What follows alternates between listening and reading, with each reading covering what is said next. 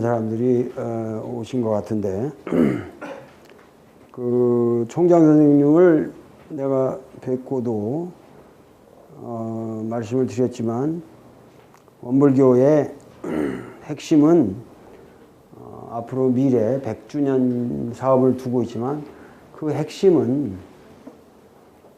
훌륭한 교무를 길러내는 것이 원불교의 전부다. 그래서 어떻게 여태까지 100년 역사에서 새로운 도약을 할 것이냐 그렇게 된다면 올해는 다행스럽게도 그 많은 학생들이 입학을 했고 그래서 근데 어떤 때는 여기 뭐 입학을 안 해서 그 교무들이 또 모자라는 그런 상황도 있고 그러니까 올해는 좋은 학생들이 많이 들어왔다고 들었어요. 그래서 기쁜 일인데 그러려면은 우선 그 교학대학에 일례를 일자면은 뭐 그게 반드시 꼭 그렇게 돼야만 하는 거라도 확실하게 교학대학 학생들을 좋은 세계적인 대학에 유학시키는 유학 프로그램이라든가 이런 거를 확고하게 좀 만들어 달라. 그래서 몇 사람이라도 여기 교학대학 출신들은 그 외국에 가서 공부할 수 있는 그런 우수한 학생들은 그런 인센티브가 있어야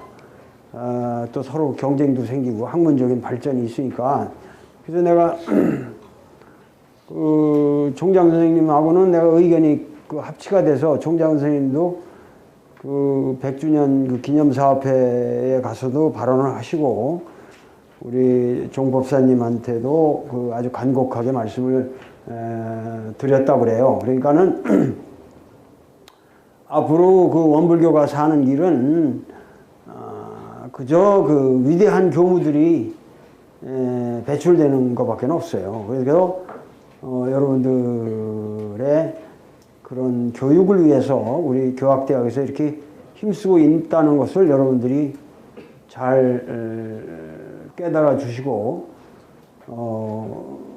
하여튼 이 내 강의도 이게 귀한 인연 아니에요. 귀한 인연.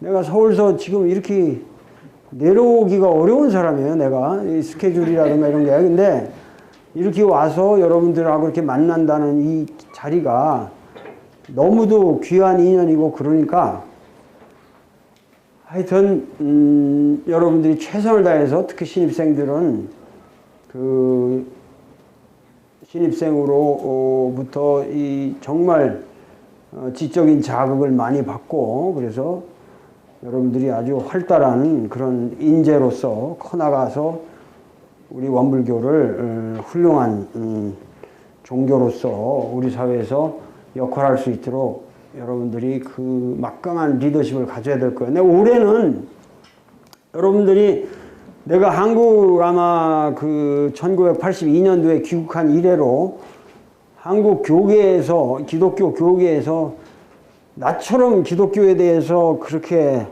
맹렬한 공격을 퍼부은 사람이 없을 거예요. 그 제도적으로는 그 뭐 탕명환이라는 분이 뭐 예를 들면 종교 비리를 저기 하다가 살해됐잖아요. 그런 사람들이 살해됐고 근데 나는 지금 멀쩡히 살아있잖아 내가. 근데 멀쩡히 살아있을 뿐만 아니라 내가 1967년에 한국신학대학을 들어갔다가 거기서 1년을 마치고 나왔는데 졸업을 못했죠. 근데 44년 만에 한신대학교에서 나한테 졸업장을 주기로 하고 요번에 한신대 오산 캠퍼스에 졸업식을 딴 절차는 다 없애고 도올의 강의로만 했어요. 그래서 내가 올라갈 때는 하버드 박사 가운을 입고 올라갔다가 그걸 벗고 한신대 학사 가운을 쓰는 그런 예식으로 해서 내가 거기서 기념비적인 강연을 했어요. 그리고 내가 지금 한국 그 신학대학에 강사로 내가 모셔갔어요. 거기 그 사람들이. 그래서 내가 지금 한국신학대학에서 목사를 교육하고 있다니까 지금. 그러니까 올해는 내가 이상하게도 올해는 원광대에서 교학대학에서 여러분들 원불교를 대상으로 해서 강의를 하고 있고, 한국의 기독교, 어떤 면에서 기독교 신학의 본산이에요. 한국신학대학이라는 데가 우리나라의 진정한 그 기독교 신학은 다 거기서 나온 거예요. 민중신학이고 모든 우리 한국신학이라는 건 다 거기서 나온 것이고, 그리고 우리나라에서 공식적으로 최초로 인가받은 학교예요.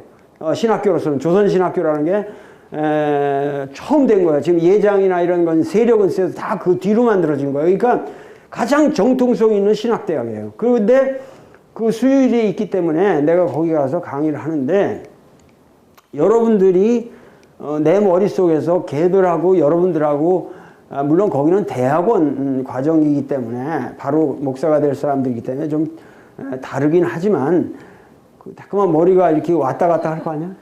근데 내 희망은 한국의 불교 계열에서 가장 건강한, 이거 원불교도 일종의 불교니까 사실은, 그러니까 불교에서 가장 건강한 원불교가 잘 살아나고, 기독교에서 기장계통이 잘 살아나서 이 양대 이 산맥이 제대로 활성화가 된다면 한국 종교 문화가 그래도 제대로 갈 수 있다. 이런 희망을 내가 가지고 이 작업을 하는 거예요. 이 외롭게 나 혼자 진짜 이게 투자하는 거예요. 이게 나 혼자. 그래서 하는데 한국신학대학에서는 거의 전폭적으로 나를 지원해요, 지금. 전폭적으로 지원하고, 학장부터 그냥 딱 앉아가지고 내 강의 듣고, 그러면서 학생들한테 아주 그 철저하게 나를 지원하도록 하고, 요번에는 예를 들면 그 기장교단에서 나오는 전국의 목사들이 다 보는 회보가 있는데, 그 회보 전체 월보인데, 두꺼운 월보인데 그 전체를 그냥 내 대담으로 깔아버렸어요. 대담으로 깔아버리고, 그래서 내가 그 한 유명한 얘기가, 교회는 가짜 교회가 있고 진짜 교회가 있다. 가짜 교회와 진짜 교회를 나눌 수 있는 기준이 뭐냐? 이거는 내 얘기가 아니고 그 유명한 명예혁명을 일으킨 존 로크라는 사상가의 이야기입니다. 가짜 교회가 있고 진짜 교회가 있다. 그럼 가짜와 진짜를 가를 수 있는 게 뭐냐? 그 사람 딱 하나예요. 관용이 없는 교회는 가짜 교회고, 관용이 있는 교회는 진짜 교회다. 그럼 관용이란 무엇이냐? 존 로크의 말이에요. 그것은 하나님을 예배하는 방식에 관한 관용이다 이거예요. 누가 어떠한 방식으로 하나님을 예배하든지 간에 그거를 이단이다 이런 말 하지 말아라 이거야. 이 존 로크의 관용 사상이 근세 민주주의를 만든 겁니다. 명예혁명을 만들고, 그게 휘그당이라고 해서 영국 역사에서는 이 휘그당의 철학을 그 휘그 파티라는 건데, 휘그당을 만들고, 그렇게 해서 그것이 그 사상이 미국 독립운동에 영향을 주었고, 그래서 미국의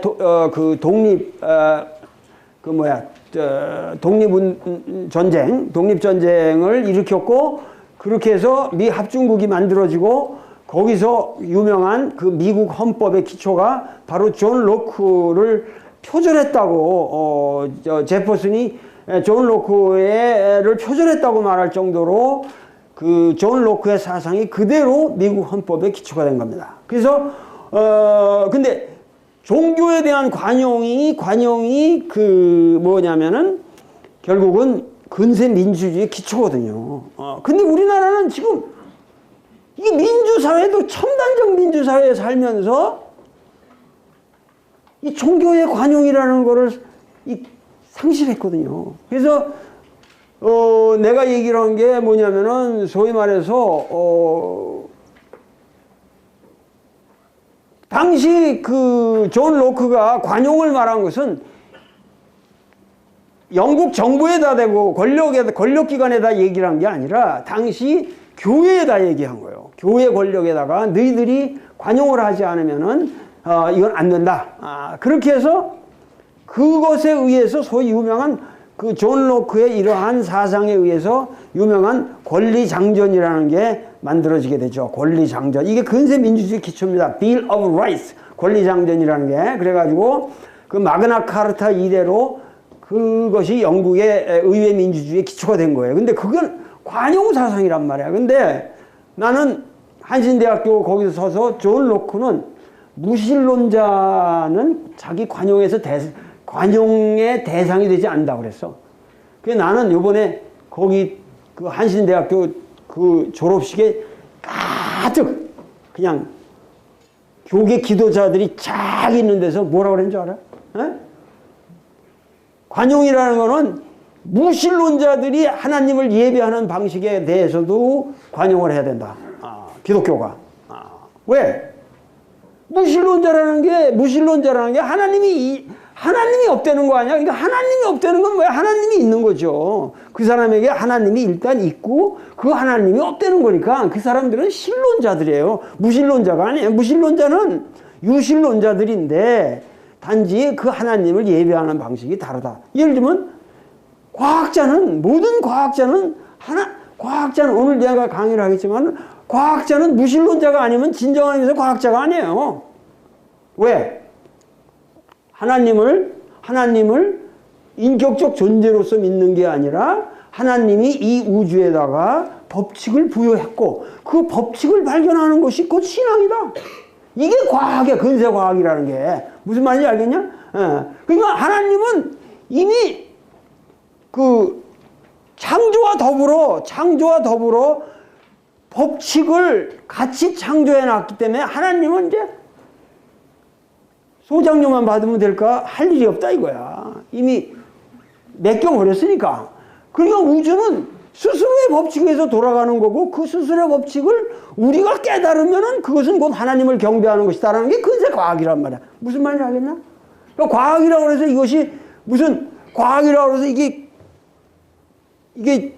전혀 종교와 관련이 없는 게 아니거든요. 서양의 과학이라는 거는 철저한 종교적인 배경에서 나온 거예요. 그래서 과학자들 중에 예수쟁이들이 또 많은 거야.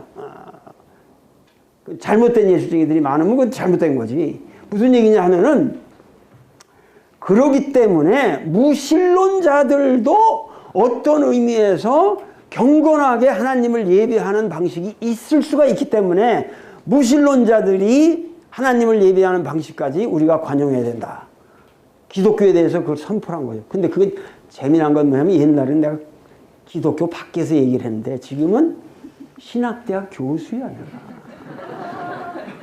이게 간단치 않아요. 그러니까는 지금 기독교 보수교단에서는 난리가 난 거지. 한편으로 아니 무슨 조용기 목사가 무슨 무슨 이슬람 채권법을 반대한다고 웃기는 얘기죠. 지들이 무슨 종교가 정치를 관여해서 이병박이가 그 무릎을 꿇고 앉아있는 모습이 그게 무슨 기독교인들은 야 우리 권력이 얼마나 세냐 그러고 굉장히 기뻐했을지 모르지만 그 기독교가 바로 망조가 되는 첩경의 짓을 하고 있는 거예요. 그럼 우리가 박수 쳐야 돼요. 이명박이라는 놈도 무릎 꿇고 앉아있는 꼬라쟁이도 그게 한심한 거고, 예수교의 무슨 장로이기 전에 일국의 대통령을 그렇게 지들의 권력을 과시해서 무릎 꿇긴다는 놈들도 미친 놈들이지. 한기총이고 미친 놈들이야. 내 뒤에는 지금 NCC가 있어. 걱정 마. 대한기독교협회가 나를 지원한다고 지금은. 그러니까 나는 막강한 사람이야 지금. 그런 미친놈들이 하는 짓이 이제는 뭐냐면 기독교 망조가 들어간다 이 말이야. 그거 모르겠어요? 뜻있는 사람 다 알죠. 그러니까 도울 선생이라도 모셔다가 기독교가 정신 차리게 해야 된다라는 지사들이 나를 모셔간 거라고 지금. 그래가지고 내가 가서 지금 수요일에서 강의를 하는데 얼마나 열심히 잘 듣는지 몰라 학생들이. 걔들 눈빛을 쳐다보고 있으면 눈물이 쏟아져. 왜? 내가 44년 전에 그 자리에서 들었던 데 아니야 거기가. 그때 그때 내가 들은 강의라는 게 결국은 내 인생을 바꿔놓은 거거든요. 그때 내가 신학대학을 들어간 게 나는 그전에는 내가 철학을 할 생각 꿈에도 못했어요. 근데 내가 신학대학에 가서 그때 교수들이라는 게 어마어마한 교수들이었어. 문익환 선생이 구약학 강의를 했지, 이우정 선생이 신약학 강의를 했지, 그리고 홍희섭 선생이 국사를 강의했죠. 그 당시 말이야. 한국신학대학을 내가 간다고 할 때 누구든지 고려대학을 떠나서 한국신학대학 간다고 그럴 때 그 당시에 누구든지 뭐냐면 너 미친놈 너 고려대학을 간다고 왜 그 똥통대학을 가냐 나고 다 욕을 했어. 부모님들도 반대했고. 그런데 가보니까 고려대학에서는 미국 PhD 하나도 없을 때 한국신학대학 가니까 교수 싸그리 미국 PhD들이야. 다 프린스턴 대학에서 박사한 사람들이고 전부 미국에서 그만큼 기독교는 개화된 세계였기 때문에 멸시를 받았지만 실제 수준은 어마어마했단 말이야. 그러니까 내가 67년도에 거기 들어갔을 때 그들에게서 받은 감명 때문에 내가 아이러니컬해도 신학대학을 떠나야만 했다니까. 그래서 철학가로 간 거예요. 내 신학보다는 더 큰 공부를 해야겠다. 그래서 내가 철학자가 된 거야, 사실은. 그러니까 그렇게 해서 내가 오늘의 김용옥이 된 건데 그 자리에 내가 44년 만에 가장 존경받는 교수로 내가 서 있는 거야, 지금. 거기서. 존경받을 수밖에 없지. 이거 맞나? 잘 들어가? 존경받을 수밖에 없는 게 왜냐면 내가 벌써 고참이더라고. 그 교수들이고 학장이고 다 나보다 어려가지고 옛날 내 시대의 옛날 그 한신대의 분위기를 몰라. 내가 다 얘기해줘야 돼, 가면. 여기 무슨 건물이 있었고, 여기 어느 교수님들이 이런 강의 해줬고, 이런 거를 내가 벌써 고전이야. 가보니까. 참, 세월이 이렇게 변했을 수가 있어. 그래가지고, 내가 상당히 재미난 지금 일들이 내 주변으로 벌어지고 있는데, 좌우지간 정신 차려야 되는 겁니다. 정신 차려야 되는 거야. 내가 그래서 학생들한테 그렇게 했어, 내가. 너희들하고 나하고 이제부터 신앙에 대해서 얘기하지 말자. 기독교 신앙은 니들이 예수가 십자가에서 죽었다가 부활했든 말든 난 처녀에서 태어났든 말든 그런 건 나하고 얘기하지 말자. 그거 믿어라, 니들. 그거 믿어. 단, 기독교인이 되기 전에 너희들은 인간이 되어야 된다. You have to learn to be human. 너희들은 인간이 되기를 배워야 된다는 거야. 그러고 나서 기독교인이지. 어떻게 인간이 되지 않고 기독교인이 되겠다는 거냐. 그렇잖아? 불교도가 된다는 거는 마찬가지죠. 불교도가 되기 전에 You have to learn to be human. Learning to be human. 그래서 우리는 위기지학이라고 했어요. 자기를 배우는 학문이고 위성지학이야. 그 성인이 되기 위한 학문이란 말이야. 우리 이 유교의 우리 학문이라는 거는 이것은 사람이 되기 위한 학문이란 말이야. 위인지학이란 말이야. 이거는 사람이 돼야죠. 위인이라고 하잖아요. 사람이 된다 이 말이야. 사람이 돼야지. 사람이 안 되고서 어떻게 예수쟁이가 되고 사람이 안 되고 어떻게 불교쟁이가 되냐 이 말이야. 그러니까 원불교도 마찬가지예요. 여러분들은 그러나 원불교는 원불교 교도가 된다는 것과 사람이 된다는 거에 갭이 그렇게 별로 없는 유일한 아마 종교 중에 하나예요. 그래서 내가 원불교를 좋아하는 거야. 그런데 그 갭이 없는 것만큼 나른해질 수 있다 이 말이야. 정신 차려야 돼. 그 갭이 없는 것만큼 나른해질 수 있어. 그러니까 여러분들이 정신 차려서 이제 공부하고 내 강의 듣고 뭔가 이러한 문제에 대한 심각한 의식을 가지지 않으면 이거 우리 민족이 살 길이 없어요 지금. 완전히 지금 이 종교가 이렇게 권력화되고 이렇게 되면 참 이 나라가 한심하다 이 말이야. 근데 잠깐 망해요. 이제 잠깐. 기독교는 대형 교회들이고 잠깐이면 망해. 대우 같은 조직이 조금만 삐걱하면 저렇게 전 세계적인 조직이 망하는데 기독교 망하는 건 하루아침이야. 왜?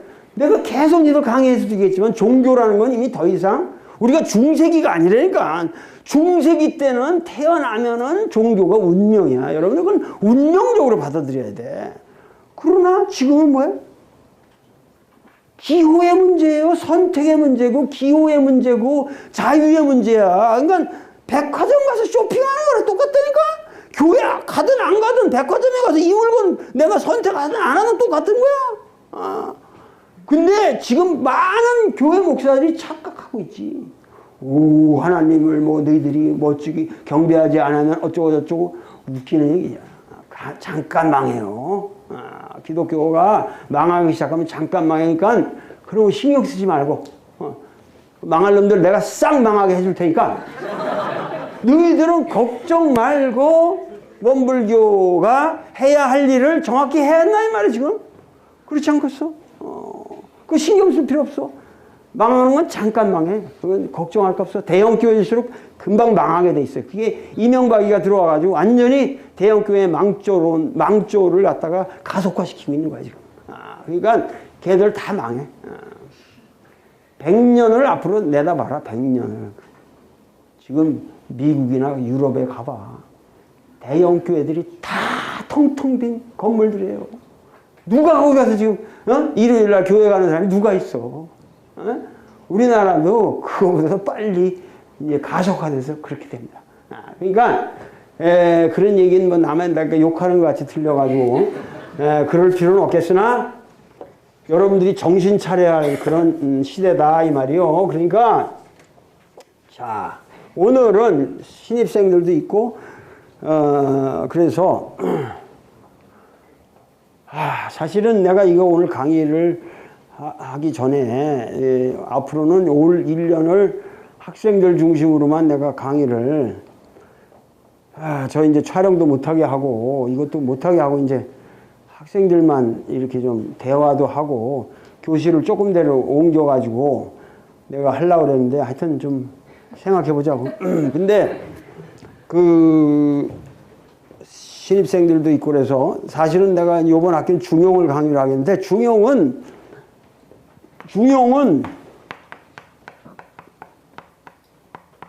이거를 뭐라고 하냐면 영어로 centrality and 용은 commonality라고 번역을 했어요. 근데 중용이라는 거는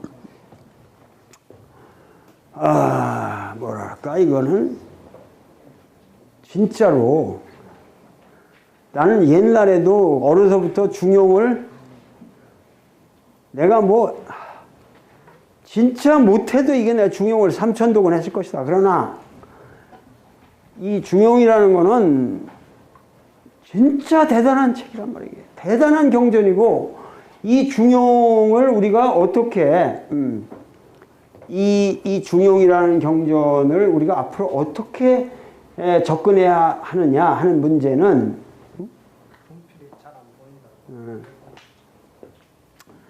이 중용이라고 하는 경전을 여러분들이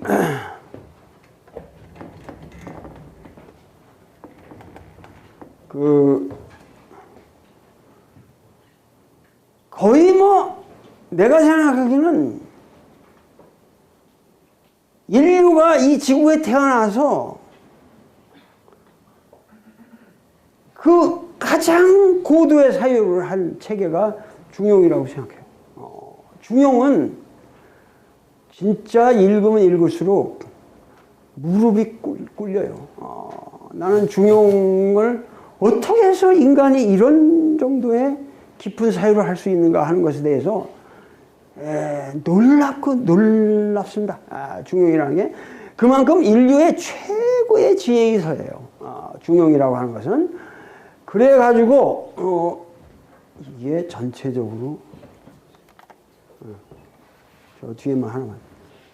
그래서 앞으로 이 중용을 여러분들이 공부할 텐데 중용을 접근하기라는 것은 쉬운 일이 아니에요. 이게 쉬운 일이 아니에요. 중용은 인생을 다 달관한 자들만이 통달할 수 있는 내가 보기에는 대단한 작품입니다. 근데 중용은 재미있게도 저자가 우선 확실해요. 저자가. 중국 고전 중에서 저자가 확실한 문헌이 거의 없거든요. 거의 없거든요. 논어도 공자의 말을 편찬한 거기 때문에 공자의 저작이라고 말할 수 없죠. 그래서 제자들이 언제 어떻게 편찬했느냐 하는 것에 대해서는 엄청난 그 논란이 있다고. 그런데 중용은 33장으로 이루어져 있는데, 33장으로 이루어졌는데, 이것은 말이죠, 확실한 저자가 있어요. 왜 우리가 확실한 저자가 있는 걸 아냐 하면은, 사마천이라는 사람이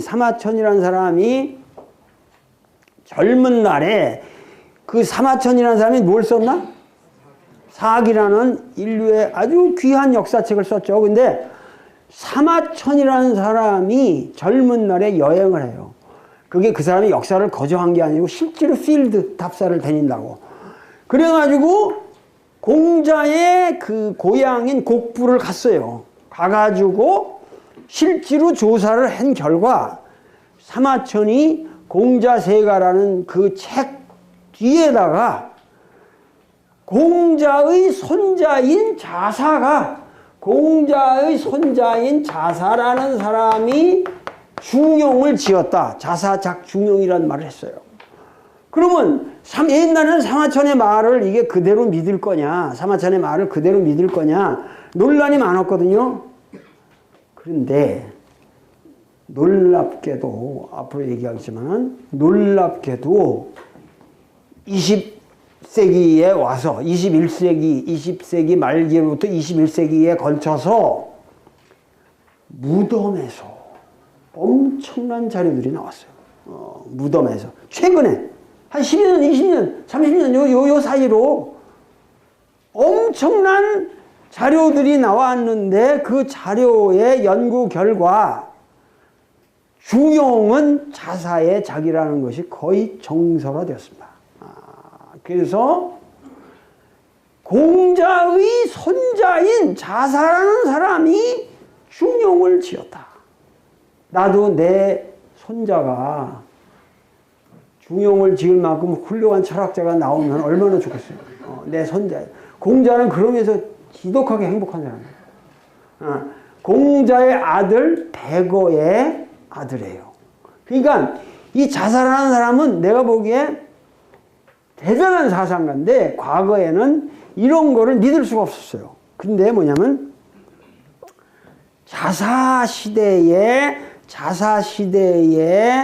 그 중용의 배경을 이룬다고 말할 수 있는 그런 논설들이 물리적으로 입증이 되는 거죠. 무덤에서 나오는 걸 가지고 나오기 때문에 이 얘기는 내가 이제 가면서 해줄 거예요. 해줄 건데 오늘은 중용에 대한 내가 지금 책을 쓰고 있는데 그 책이 아직 완성이 안 됐어요. 내가 지금 중용은 33쪽이 얇은 거예요. 여러분들 얇은 건데 내가 지금 이 중용에 대해 쓴 서문만 1000매가 넘었어. 서문만.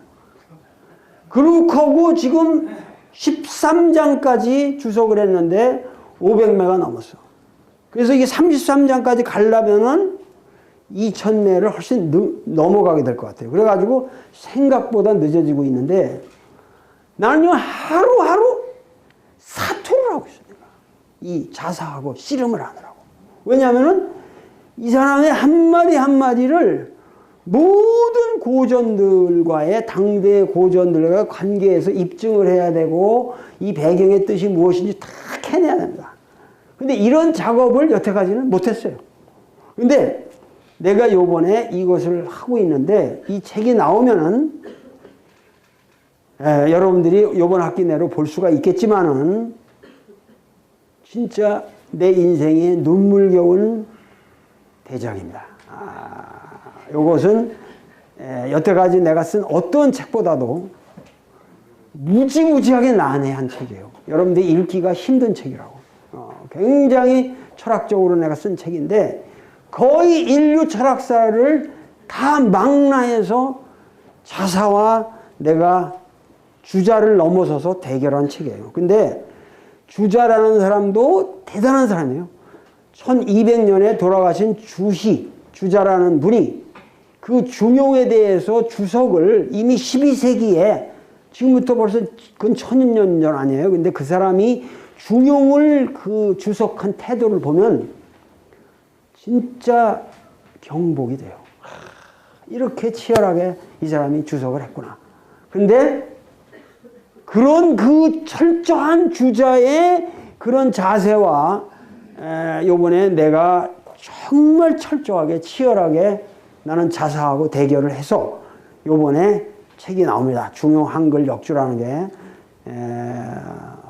희망하기는 내가 3월 말까지 원고를 일단 탈고하고 4월 말쯤에는 책으로 나오기를 내가 지금 희망하고 있어요. 그러나 나는 이 책이 나오면은 나는 조금 한 인간으로서 내 생애에 어떠한 보람을 느낄 수 있을 거라고 생각을 합니다. 그만큼 내 인생의 하나의 그 고비를 이루는 작품이고, 요거 끝나고 나면 내가 올해 맹자를 할 텐데, 맹자까지만 하면은 이제 겨우 내가 인생의 사상가로서 입문을 할 것 같다라는 생각이 들어요. 이제 겨우 세계 사상가의 반열에 내가 들어가는 명암을 조금 내밀기 시작할 것 같다라는 생각이 들어요.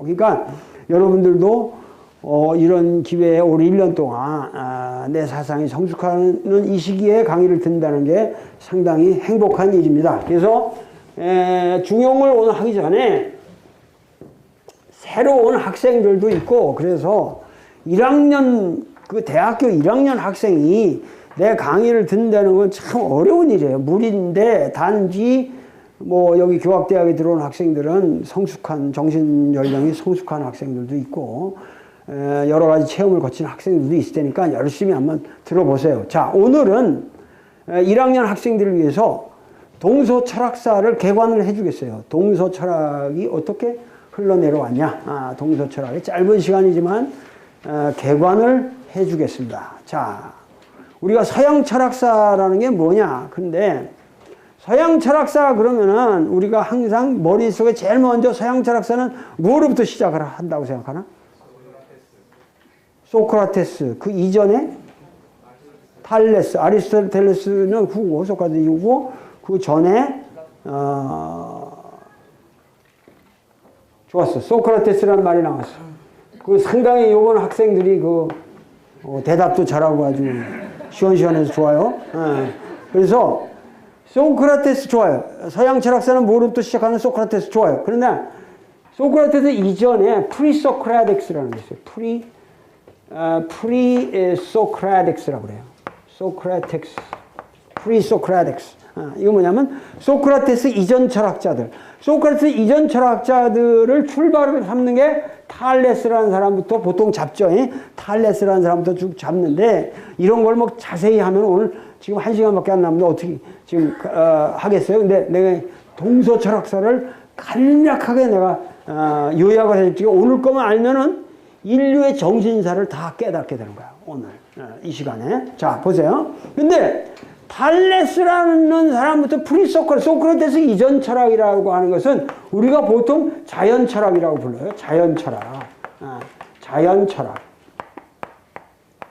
이건 뭐냐면은 이 자연 현상에 대한 탐구다 그거야. 자연 철학이라는 건 딴 게 아니고 자연 철학에 대한 탐구인데, 자연이라는 건 하도 복잡하거든. 저 나무도 있고 뭣도 있고 뭐 바위도 있고 뭐 하는데 이런 게 도대체 뭔지 잘 몰라요. 인간들이 언어를 만들어 가지고 이렇게 보는데 이게 뭔지 몰라. 그러니까 그 기본적인 발상이 뭐냐면 뭔가 더 단순한 거로 환원을 해서 설명을 하고 싶어 했거든요. 처음에. 그렇잖아? 복잡다단한 거를 복잡다단하게 다 따라가다 한이 없잖아. 근데 이걸 뭔가 단순한 거로 설명할 수가 없을까? 그러다 보니까는 야, 저건 다 이렇게 무슨 나무가 다 있어도 이 나무는 결국 목이라는 원소로 공통되어 있는 것 같다. 바위가 있고 보석이 있고 뭐가 있고 이래도 이거는 금이라는 원소로 되어 있는 것 같다. 이렇게도 물이라는 거로 되게 이런 식으로 해서 오행사상이 됐던 지수화풍이 되었던 고대인들은 자기 나름대로 우주를 단순하게 환원해서 파악하려고 노력했다는 거. 이해가 되죠? 그래서 그런 것이 자연 철학이에요. 그러다가 제일 그렇게 하다 보면은 그 자연 철학의 환원주의가 궁극에 가면 뭐가 되겠어? 더 더 분할할 수 없는 우주의 단위까지 갈 거라고. 더 분할할 수 없는 우주의 단위. 그럼 뭐가 돼? 더 분할할 수 없다. 분할한다는 건 톰이나 아펜덱토미 자른다는 거. 아펜덱스를 자른다는 거. 톰. 그래서 부정사를 붙이면은 아톰이 되죠. 아톰. 예? 아톰이 뭐야? 더 자를 수 없는 것 이런 의미야. 예? 아톰이라는 게. 그래서 더 분할할 수 없는 최소의 단위까지 내려왔어요. 그 자연 철학의 뭐 탈레스는 우주는 다 물로 돼 있다 이렇게 했다가 점점 해가지고 이제 그렇게 복잡하게 됐는데 이거는 포게닛하고 그래가지고 근세에 이런 아톰의 사상이 화학 사상으로 다시 달토니니 뭐 이런 사람들 거쳐가지고 뭐 보일이니 뭐 달토니 이런 사람들 가지고 이제 근세 화학이라는 게 만들어지잖아. 그런데 그때 다시 부활하는데 소크라테스에 오면은 뭐예요? 이 사람이 획기적인 사람이에요. 이 사람이 이때 시대의 사람들 우리가 소피스트라고 불러요. 소피스트. 궤변론자라고 부르는데 소크라테스는 뭐냐면은 소크라테스가 가장 중요한 거는 자연 철학이 소크라테스에 오면은 인생 철학으로 옮겨진다는 얘기야. 인간이 뭐냐? 사람이 뭐냐? 다르잖아요. 어? 저 우주의 원질이 뭐냐? 이런 질문하고 사람이 뭐냐? 사람이 뭐냐는 건 뭐야? 결국 인간이 어느 때 가장 행복할 것이냐? 행복이란 무엇이냐? 이런 문제로 간다고. 그러면 인간의 덕성, 아르테라고 그래. 아르테. 인간의 덕성에 관한 질문, 인간의 그 덕성에 대한 질문으로 해서 이렇게 흐름이 이어졌단 말이죠. 그래가지고 가다가 이제 근세에 와서 가장 이제 소크라테스의 제자, 아까도 얘기했지만 뭐 플라톤이니 뭐 아리스토텔레스니 이런 사람들이 이제 나오고 제일 뒤에 뭐냐면은 이제 결정적인 시기가 오는 거예요. 그 누가 이希腊 사회를 변혁시키냐면은 누가? 정치사적인 변화가 제일 중요하죠. 이 변화를 준 게 알렉산더 대왕이라는 사람이란 말이죠. 예? 알렉산더 대왕이라는 사람이 나와서 알렉산더 대왕 이전은 뭐냐면 이쪽希臘 사회는 뭐냐면 폴리스 사회예요. 폴리스 사회. 예? 폴리스. 자그만 그 부족 도시, 자그만 그 어떠한 단위의 소도시 국가란 말이죠. 그게 뭐 폴리스 그러면 여러분들은 무슨 폴리스가 그希臘에만 있는 건 줄 아는데 예를 들면은 여기 백제 무왕이 여기다가 여기다가 천도를 하려고 그랬잖아요. 여기 미륵 쌓아주고 여기 이게 폴리스예요. 이게 폴리스. 나주 가면 나주에도 폴리스가 있고. 나주 가면 거기 방대한 고분군들이 있거든요. 그러면 고인돌도 있고 그런 게 다 폴리스에서 만들어진 거라고. 이게 폴리스라는 게 무슨 서양만 있는 거로 알아 사람들이. 폴리스가 우리 고대 사회에 가면 다 폴리스. 만 진한 변한 거기 나오는데 다 폴리스 이름들이 나오고 있다고. 그 위지도 이전에 보면은. 그러니까 폴리스라는 게 별게 아니고 작은 소규모 국가들이 다 폴리스란 말이야. 그래서 그것이 하나의 성실을 이루게 되는 거야. 자, 그렇게 되는데 알렉산더에 오게 되면 뭐가 되는 거야? 폴리스가 코스모폴리스로 변하는 거야. 전 세계 제국이 되는 거야. 코스모폴리스. 코스모폴리스로 되는 거야. 코스모폴리스. 그래서 우리가 코스모폴리타니즘이니 뭐 이런 말을 하게 되는데 제국이 되는 거야. 그러면서 이 알렉산더가 제국이 되면서 뭐냐면은 세계를 하나로 만들어 가는 거예요. 그래서 이 알렉산더는 이렇게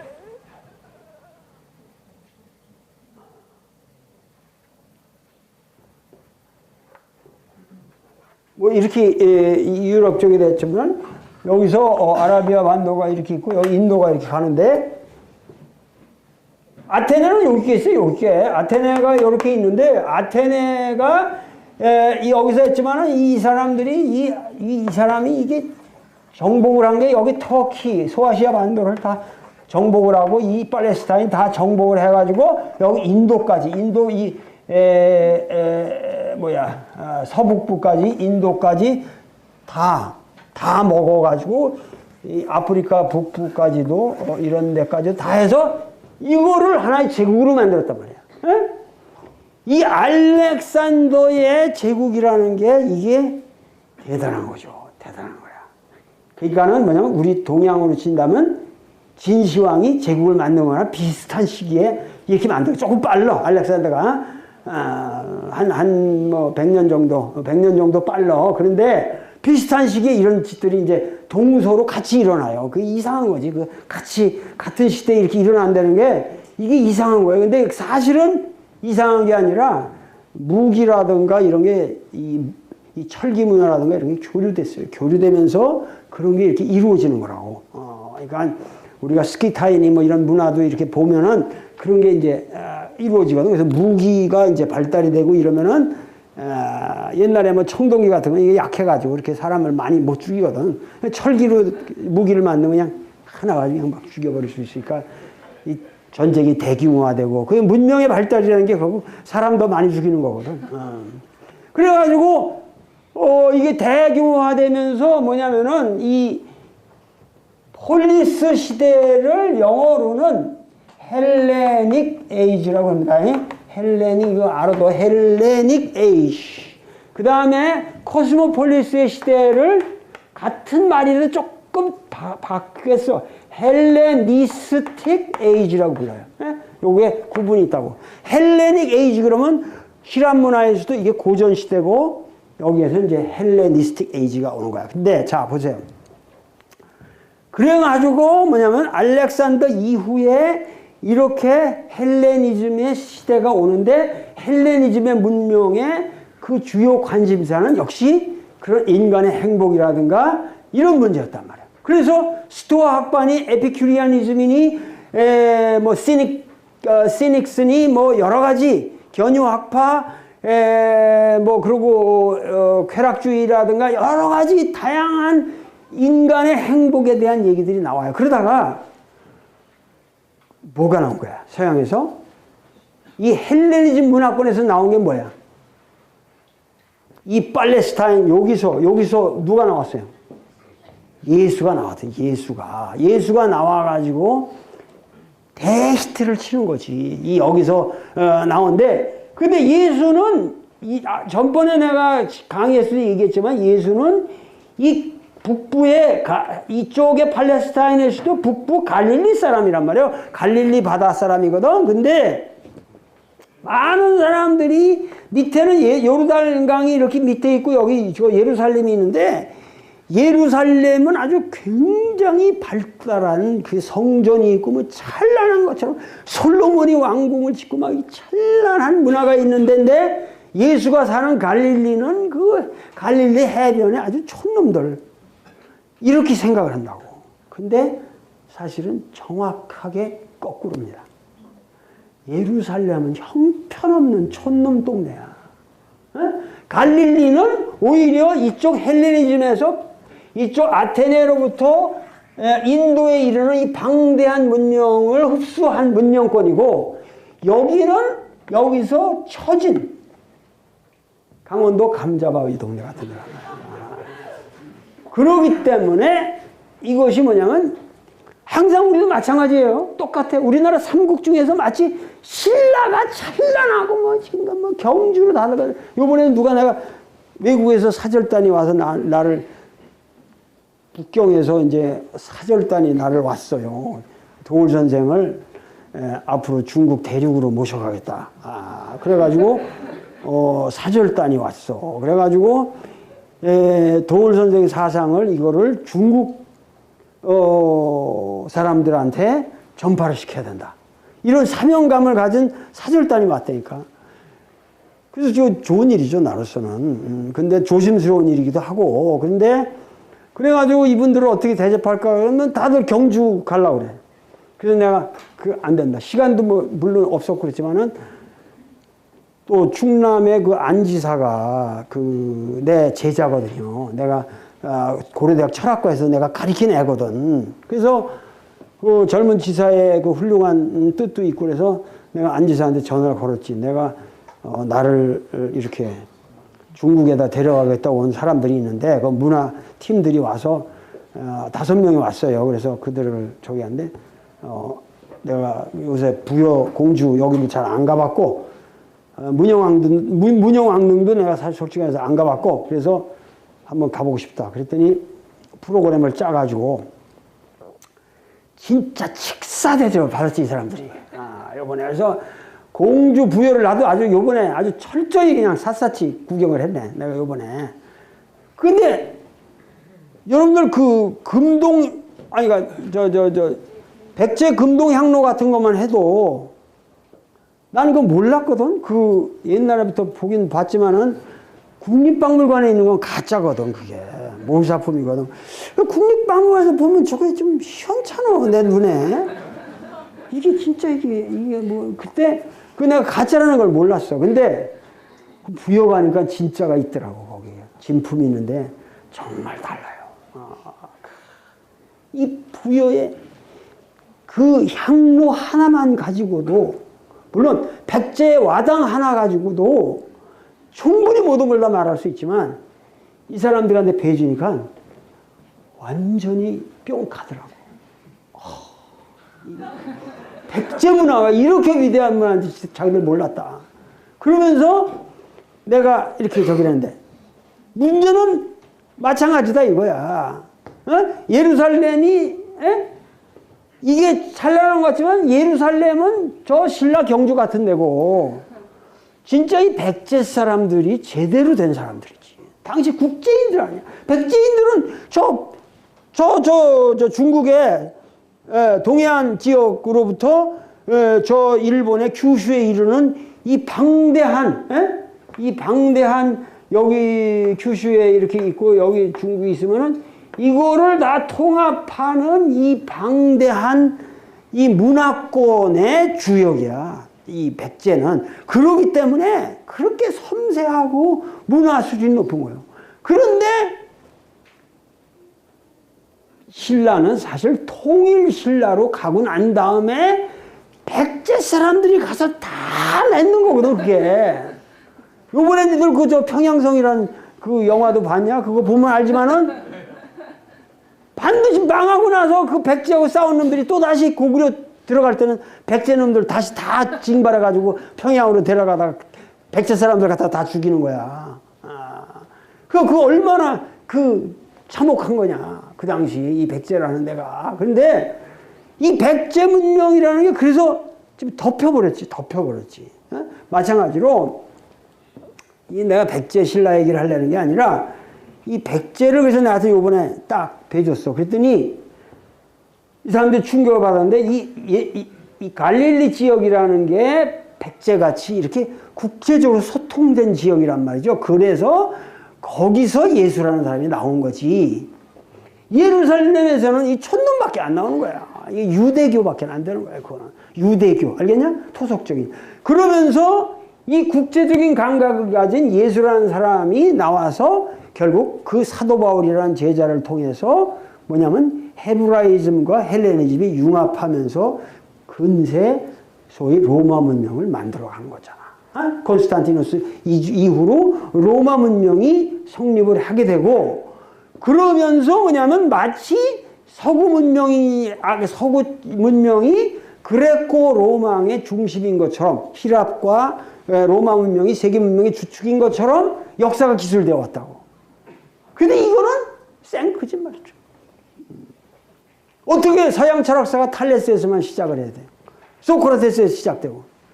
방대한 그 이전에 서양에는 고문명 세계가 있습니다.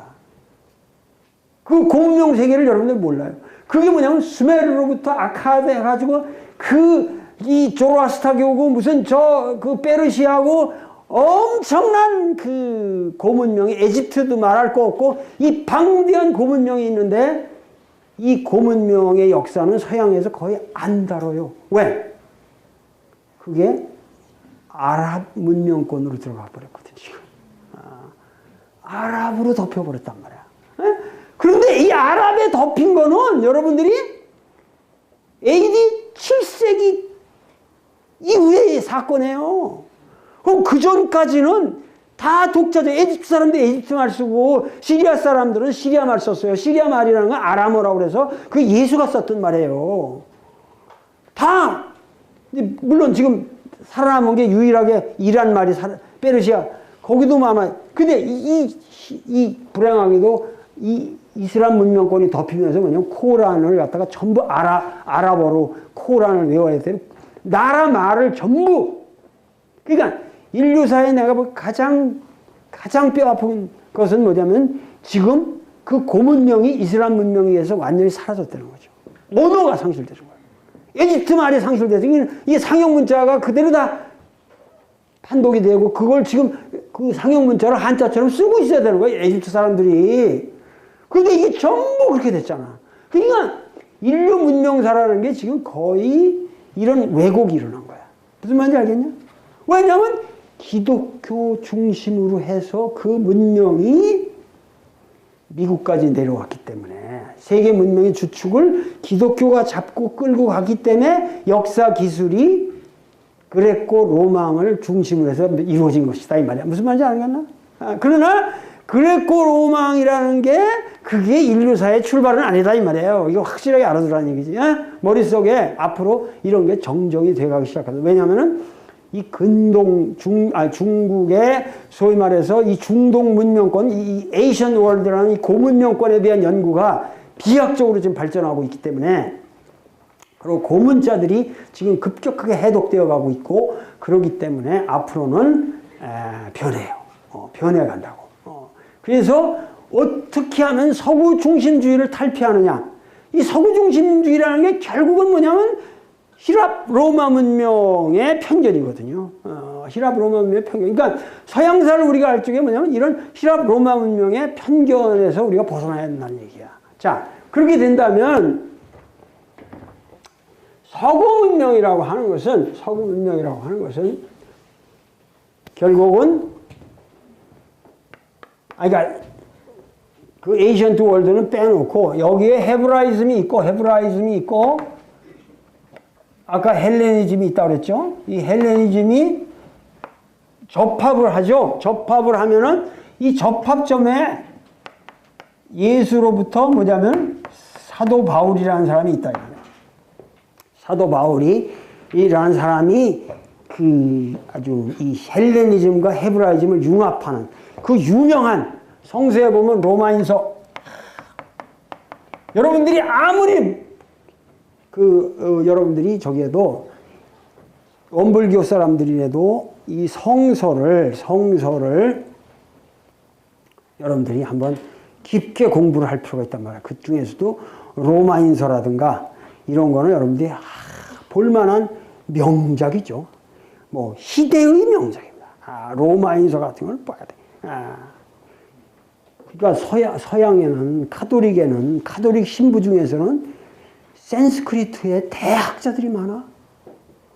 그 원불교에서 기독교 대학자가 나와야 돼. 이게 이상할 것 같냐? 응? 니도 그렇지 않으면 원불교가 죽어.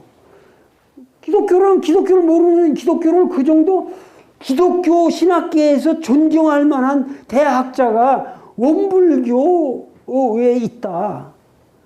이거하고 이게 전혀 다른 거야. 서양의 학문이라는 건 그런 식으로 발전해 온 거예요. 그러니까 원불교 사람이 기독교의 대학자도 있어야 되고 그렇게 돼야 한단 말이야. 근데 요번에 내가 한국신학대학을 가서 강의를 한다니까 연세대학 그 연합신학대학원에서도 불교 개론하고 이슬람 개론을 강의한다고 그러더라. 그거 개설한다고 그러더라고. 자극을 받아가지고 이제는 점점 그런 변화가 일어나는 거예요. 네? 우리나라에 도울 때문에 그런 변화가 일어나는 거예요. 그러니까 여러분들이 깍깍 신학대학에서도 딴 보수식 교단에서 젊은 애들은 바른 말 하니까 왜 우리는 딴 신학대학에서는 도울 선생까지 데려다가 재미난 강의 듣고 있다는데 왜 우리는 안 해주냐? 왜 내가 가면 또 잘해주니까 애들을. 그 내가 애들 딱 데리고 그날 개강한 날 밤에 내가 그 홍대 앞에 데려가서 내가 재즈 공연 하는 데를 딱 데려가서 애들을 구경시켜줬지. 이제는 재즈를 알아야 돼, 재즈를. 그래가지고 딱 내가 노래도 부르고 전문 공연에 내가 데려가서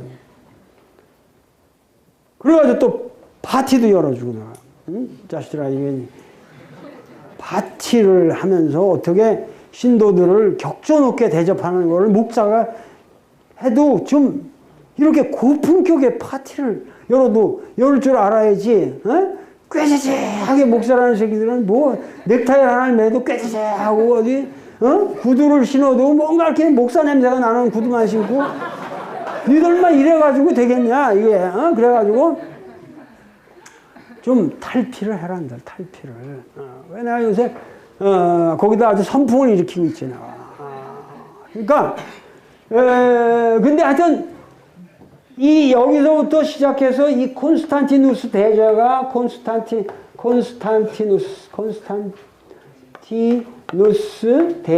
콘스탄티누스 대제가 기독교를 AD 13년에 공인을 하게 되면서 이게 로마 세계가 이제 기독교화 되는 거죠. 그러니까 로마 세계가 기독교화 된다는 건 굉장히 불행한 사건이죠. 예를 들면은 시오노 나남이라는 여자가 아주 통탄을 하는 거죠. 로마 정신이 상실되는 거예요. 원래 로마 정신은 뭐예요? 다신론이지.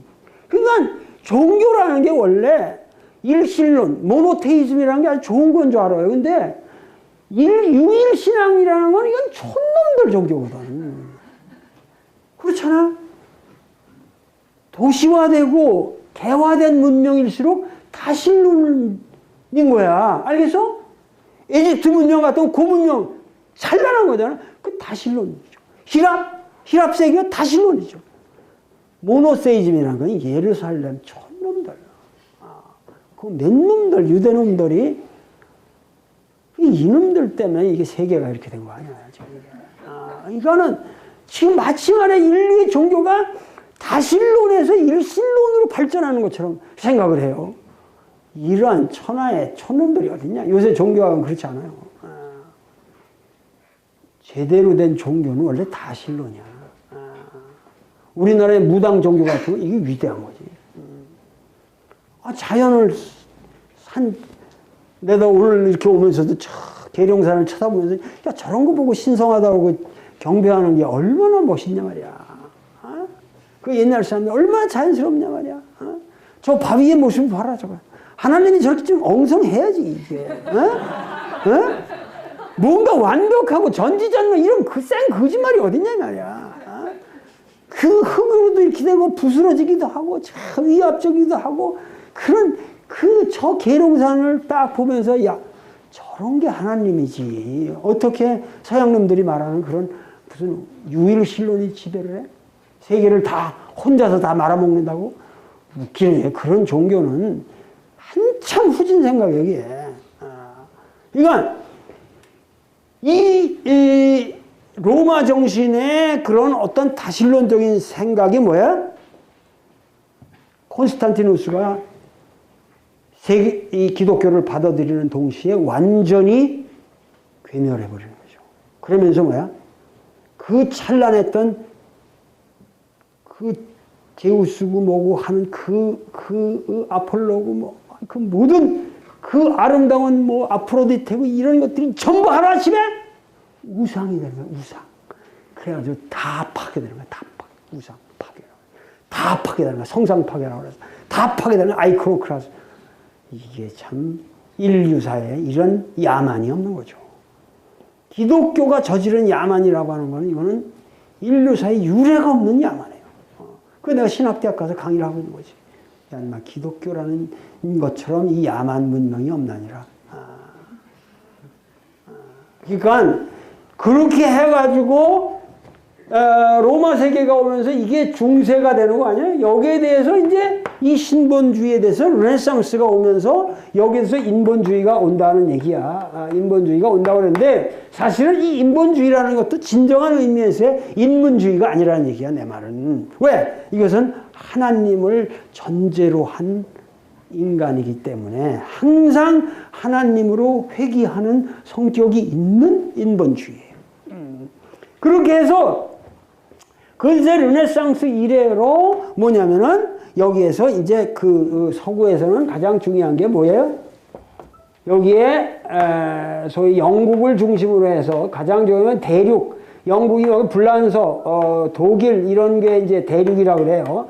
영국은 이제 그 섬나라죠. 근데 이 섬나라 사람들은 대체로 뭐냐면은 그 의심이 강하고 좀 이렇게 치밀하고 그 뭐냐면은 그 경험적이에요. 모든 게 구체적이고. 근데 대륙 사람들은 관념적이고 사변이 강하고 그렇게 되죠. 그래서 이 대륙에서는 이 불란서 독일 이런 지역에서는 뭐가 나왔냐면 여기에서 소위 rationalism이라는 합리주의가 나온 거예요.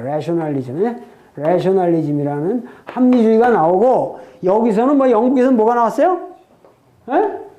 뭐가 나왔어? 엠피리시즘이라는 경험주의가 나온단 말이에요. 엠피리시즘이라는 저게 나오는데, 물론 엠피리시즘이라는 경험 과학이라는 거랑 같이 이렇게 맞물려 있는 거지만 레셔널리즘도 과학이랑 맞물려 있어요. 왜냐하면 데카르트니 이런 사람들이 다 수학자이기 때문에. 수학이라는 건 경험과학이 아니거든요. 알겠어요? 수학은 경험과학이 아니에요. 그거는 머릿속에서 사유과학이거든. 네? 알겠어? 수학이라는 거는 철학이에요. 수학이라는 건 여러분들 사고의 법칙을 다루는 거지 현상의 질서를 다루는 게 아니란 말이야. 그러니까 수학은 여러분들이 머릿속에 들어있는 것이다 이렇게 생각하면 돼요. 그러나 세포의 구조를 안다? 이건 어떻게 돼요? 수학으로 해결돼 안 돼? 안 되죠. 그거는 현미경으로 봐야 돼요. 이런 게 경험과학이란 말이야. 눈, 코, 입, 이런 거, 귀, 터치, 이런 걸 통해서 우리 오관을 통해서 색성향 미촉법을 통해서 경험하는 것만이 진리라는 게 경험과학이란 말이에요. 그래서 이 경험과학과 이 레셔널리즘이 대립되다가 이 대립되는 이 경험주의와 합리주의를 종합한 사람을 누구라고 그래요? 이게 유명한 임마누엘 칸트라는 사람이다 이거야. 칸트라는 사람이 이 흐름을 종합을 했어요. 그래서 칸트 이래로부터 소위 말해서 독일 관념론이 이렇게 쭉 돼서 그것이 해결에까지 이르렀다가 이제 근세 철학이 나오는 건데, 여기에 대해서 우리가 이렇게 봅시다. 여러분들이 여기에 대해서 이러한 데 해당되는 것으로서 동양에는 유교라는 게 있어요. 컨퓨셔니즘. 이게 아주 굉장한 것이죠. 유교라는 게 있는데, 이 유교라는 문명은 뭐냐면, 기본이 뭐냐면은, 유교는 하나님을 믿어야 안 믿어요. 내가 지난번에도 강의를 했지만은, 공자는 하나님을 부정하면은 손해야. 하나님이라는 건 부정할수록 더 살아나거든, 이놈이. 하나님이라는 놈은 없다 이래버리면은 이 새끼가 더 지랄해. 그러니까는 제일 좋은 건 뭐냐면은, 하나님, 나 공경합니다. 하나님을 공경합니다. 근데 나하고 별 상관없습니다. 이러면 되는 거야. 귀신이 원지하라. 경이 원지하라는 거죠. 귀신을 공경하되 그것을 멀리하라. 아시겠어요? 그러니까 이 멀리한다는 게 이게 위대한 거예요. 멀리한다는 게. 공자의 작전이 최상의 히트야. 공자의 작전이 내가 보기엔, 나는 하나님을 귀신이 돼서 묻겠습니다. 그럴 적에 귀신은 없다. 이렇게 했으면은 공자는 끝났어. 그런데 귀신을 공경해라. 그러나 멀리해라. 귀신이 뭔지 죽여주는 처방이에요. 인류의 이 이상의 위대한 처방이 없었어. 그래서 동양은 공자 때문에 구원을 얻은 거거든요. 그 무지막지한 신화와 종교의 질곡으로부터 해방될 수 있는 영원한 패러다임을 공자가 마련했기 때문에 우리는 공자를 리스펙트해야 됩니다. 훌륭한 사람이죠. 공자는 정말 훌륭한 사람이에요. 그리고 공자 밑에서 또 자사가 나왔다. 우리가 공부한 손자가 바로, 그 공자가 얼마나 훌륭한 사람이냐는 거예요. 이게 진짜 장난이 아니에요. 손자가 그렇게 대사상가 나왔다는 거는 공자가 나쁜 사람이면 안 된다니까, 그거. 할아버지가 훌륭했으니까. 왜냐하면 죽기 전에 자사를 무릎에 놓고 가르쳤거든. 죽기 전에 7살까지 공자가 자사를 봤거든요. 그러니까는 이게 자사가 거저 나온 게 아니야. 그 훌륭한 할머니의 인격을 할아버지. 내가 왜 이 얘기를 하냐면 엊그저께 나한테 젖을 먹인 유모가 아직도 살아있어요. 그런데 그 할머니의 증손녀들이 국민학교 2학년, 4학년, 중학교 이렇게 아주 셋을 낳는데 애들을 내가, 그러니까 우리 집에 막말로 그때 말로는 정말 하녀로 들어온 여자 아니야. 그래가지고 했지만 이제 시대가 좀 변했으니까. 근데 그 자식을 증손녀를 키웠는데 애들이, 난 세상에 그렇게 이쁘고 잘생긴 애들 처음 봤어. 애들이 컸는데 그렇게 잘생기고 교양이 있더라고. 그리고 애들이 그렇게 내가 아주 어린애로 본다면 이렇게 잘 큰 애들이 있나 할 정도로. 근데 그게 뭐냐면 결국 걔들을 보면서 나는 우리 어머니를 또 생각한 것이, 우리 어머니한테 나의 유모는, 그 애들의 증조모는 나의 어머니한테 회초리 맞아가면서 배운 사람이란 말이야. 그러니까 그 훈도가 그 증손녀에까지 내려간 거야. 그래서 너희들하고 나하고는 결국 족보가 같다. 족보가 같다. 그러니까 이 어른이 있는 집에서 크는 애들이 이게 정신적인 게 달라요. 그러니까 자사가 할아버지 밑에서 그렇게 어렸을 때 배우고 이러면서 그 중용이라는 사상을 만들어냈다는 거는 위대한 거야. 그러면 중용 사상이라는 건 한마디로 뭐냐면 우주가 성이라는 거예요. 우주가 성실하다는 거예요. 우주가 성하다는 거예요. 우주가 이게. 그런데 이 성실한 우주, 그렇잖아요? 어김없이 지금 봄이 되면은 나무가 싹이 트잖아요. 얼마나 성실하냐 이 말이야. 그 겨울 내내 얼어있던 그 나무들이 하나도 빼놓지 않고 다시 싹을 틔우면서 하잖아. 그 기나긴 인동의 세월을 거치면서 어김없이 다 곳곳에 있는 나무가 다 얼마나 성실하냐. 그런데 그 성실한 우주의 모습을 보고 그 성실하다는 것은 하나님이 있어가지고 성실한 게 아니라 스스로 이루어가는 것이다. 우주는 스스로 그 성실함을 스스로 만들어간다는 거예요. 대단한 겁니다, 이게. 인간이라고 하는 것은 절대 어떠한 외재적 존재에 의해서 인간은 지배당할 수 없다는 거예요. 중용사상은. 모든 인간의 진리는 인간에 내재한다. 공자도 뭐냐면 사람에게 죄를 얻으면 내가 빌 곳이 없다고 그랬어요. 그러니까 뭐냐면 기본 사상이 뭐냐면 이 유교 문명이라는 건 뭐냐면 완벽한 신이라든가 귀신이라든가 모든 전제가 없는 순수한 인간 그 자체에서 모든 걸 출발하자는 거예요. 그리고 거기서 해결하자는 거예요. 이거 굉장히 어려운 거예요. 인간이 알파요 오메가다. 이게 중용 사상이에요. 앞으로 내가 얘기하겠지만은 그 심오함이라는 건 말할 수가 없는 겁니다. 그런데 이게 원불교 사상이랑 뭐 거의 같은 거죠. 원불교라는 게 다 이런 이 중용의 바탕에서 만들어진 거예요. 지금 여러분들이 말하는 그런 게 다 중용적인 통합으로 이루어진 거예요. 그런데 이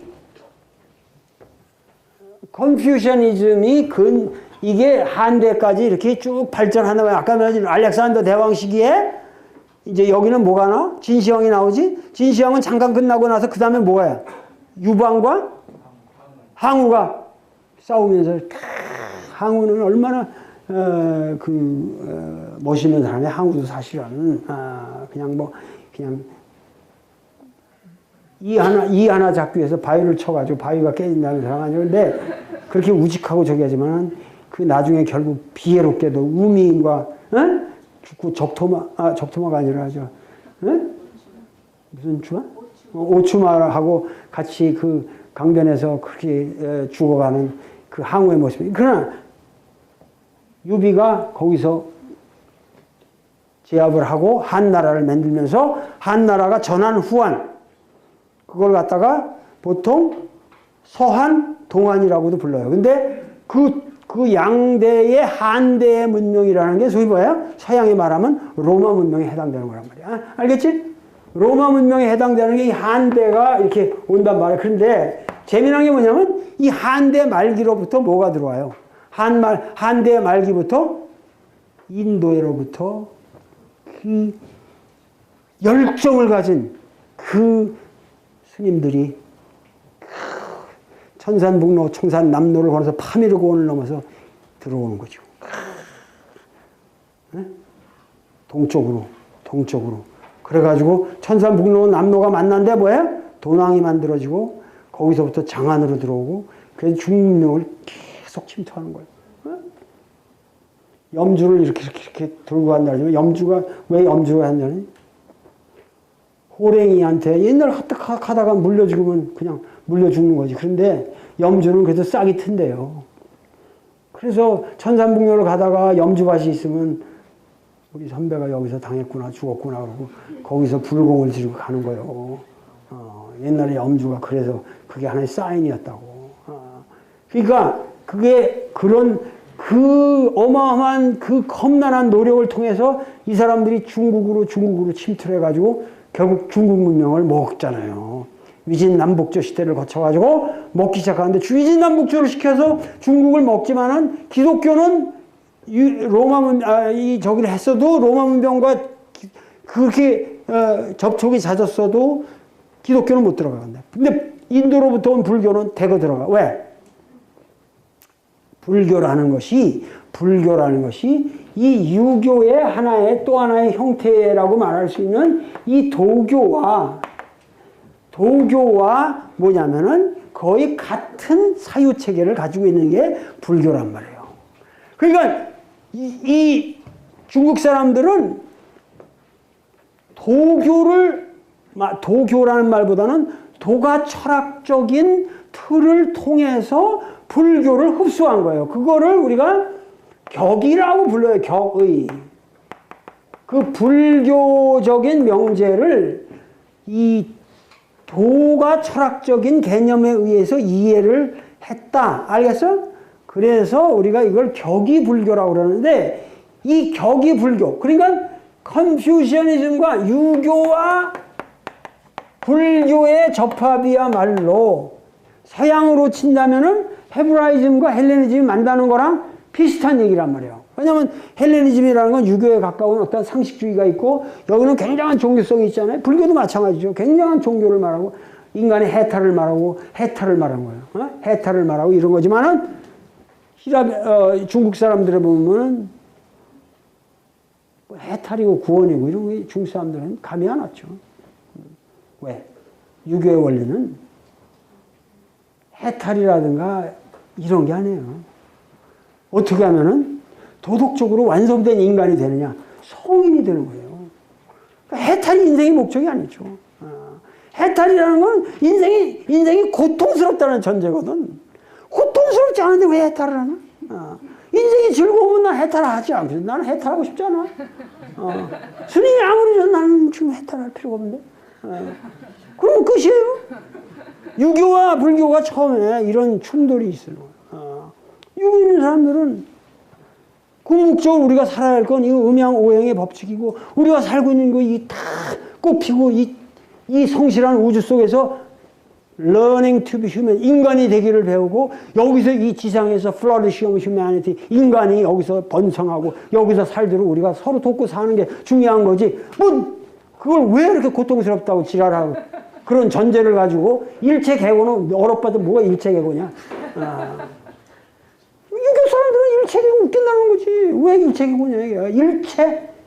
일체계고가 아니라 일체가 기쁨이고 생명이고 발랄한 생명의 도약이다.